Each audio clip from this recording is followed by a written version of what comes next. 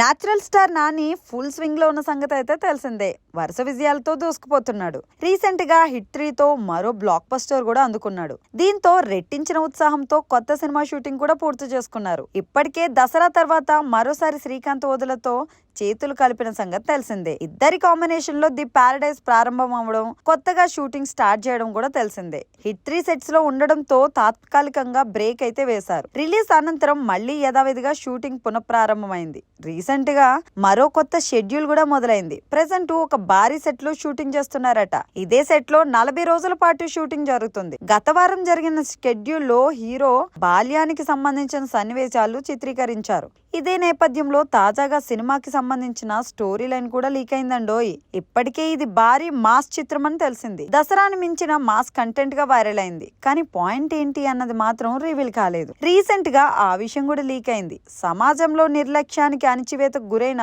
ఒక తెగ కథ ఇది. ఇందులో నాని తన తెగ కోసం పోరాడే యోధుడి పాత్ర పోషిస్తున్నాడు.